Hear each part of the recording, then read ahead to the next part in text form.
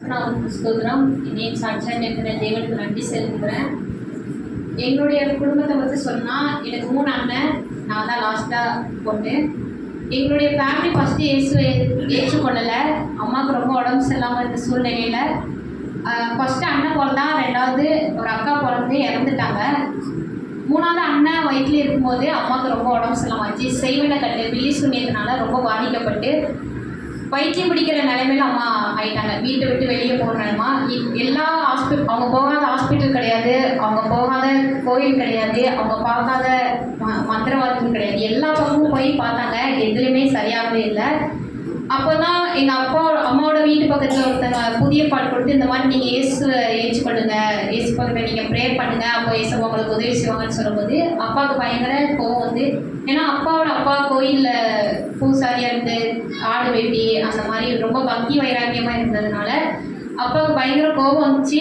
கொடுத்த அடுத்த செகண்டே புதிய பாடை தூக்கிட்டு அப்பா எரிஞ்சிட்டாங்க.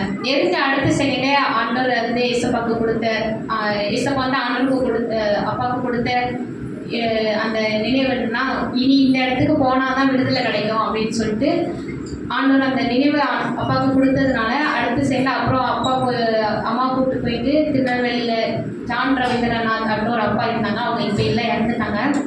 அவங்க வந்து இந்த மாதிரி பில்லி சூன்ய கட்டினால பாதிக்கப்பட்டவங்களுக்காக விசேஷமாக அங்கே வந்து ஜெபப்பட்டு நடக்கும். அங்கேயே தங்கி இருந்து ப்ரே பண்ணுற மாதிரி. அப்போ அங்கே கூப்பிட்டு போகும்போது அம்மா கையில் வந்து அந்த இந்துவாக இருக்கும்போது அந்த கோயிலுக்கு போகணும்ப்பா காப்பு, அந்த பேய் பிசாசு பிடிச்சிக்கிறதுக்காக காப்புலாம் கட்டுறப்போ அதை கட்டியிருந்தாங்க. வீட்டில் கூப்பிட்டு வந்து 1 வாரம் அந்த மந்திரவாதியை கூப்பிட்டு வந்து மந்திரம் ஓதி எல்லாமே பண்ணாங்க.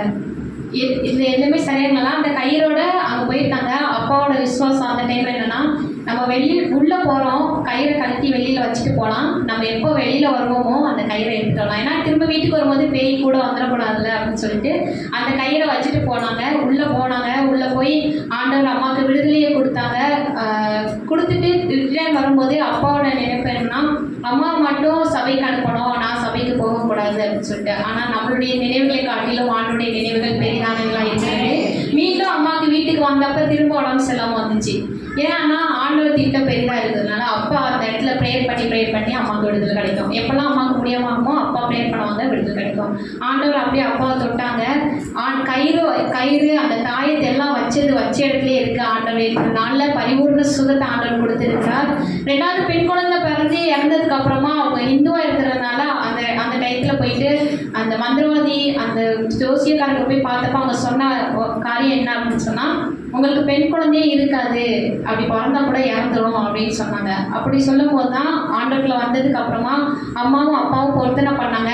நீங்கள் ஏசப்பா நீங்கள் எங்களுக்கு பெண் குழந்தை கொடுத்தீங்கன்னு சொன்னீங்கன்னா நான் உலக பிரகாரமாக வளர்க்காம உங்களுக்காக வளர்ப்பேன் அப்படின்னு சொல்லி ஒப்பு கொடுத்தாங்க.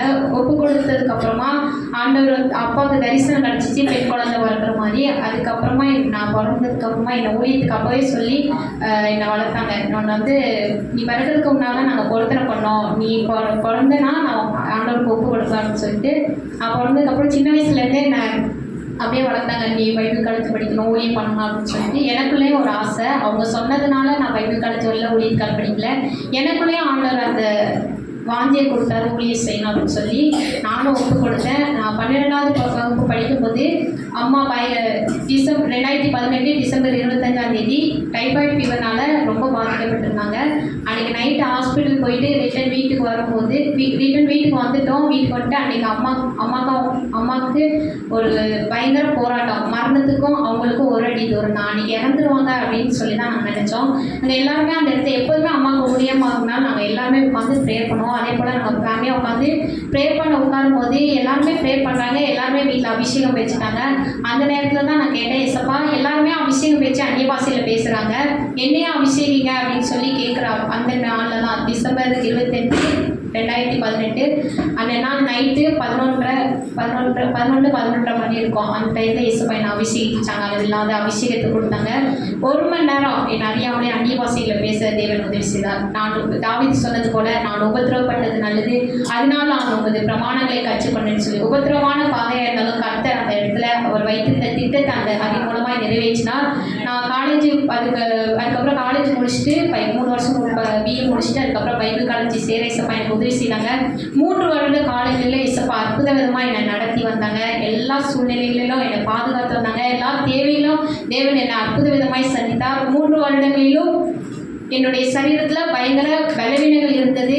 எப்படியாவது இந்த நான் ஸ்டடீஸை டிஸ்கண்டினியூ பண்ணிடுவேன்னு சொல்லி நீ அவ்வளோதான் படிக்க முடியாதுன்னு சொல்லி நினச்சேன். எல்லாருமே சொன்னாங்க நீ இந்த வருஷம் விட்டுட்டு அடுத்த வருஷம் வந்து ஜாயின் பண்ணிக்கோன்னு சொல்லி. இல்லை என் அழைச்சது ஆண்டவனை எனக்கு கண்டிப்பாக அந்த 3 வருஷம் முடிக்க உதவி செய்வார். நான் ஒரு விசுவாசத்தோடு அந்த கண்டினியூ பண்ணேன். இசப்பா 3 வருஷம் முடித்து இந்த நாட்களில் இந்த 1 மாத காலத்தில் இந்த கீழ்வேலூர் பகுதியிலும் நாகப்பட்டினம் பகுதியிலும் ஊழியம் செய்ய தேவன் எனக்கு உதவி செய்திருக்கிறார். தேவனுக்கு நன்றி சொல்கிறேன். அதற்கு பிற்பாடு எங்களை ஊழியத்திற்காக அழைத்த பாஸ்டர்மா அவர்களுக்கும் நான் நன்றி செலுத்துகிறேன். அது மாத்திரம் இல்லை, பைபிள் காலேஜில் இன்னும் அநேக பிள்ளைங்க படிச்சுட்டு இருக்காங்க. அவங்களுக்காக நீங்கள் ப்ரேயர் பண்ணிக்கோங்க. அவங்களுடைய தேவைகளுக்காக நீங்கள் ப்ரேயர் பண்ணிக்கோங்க.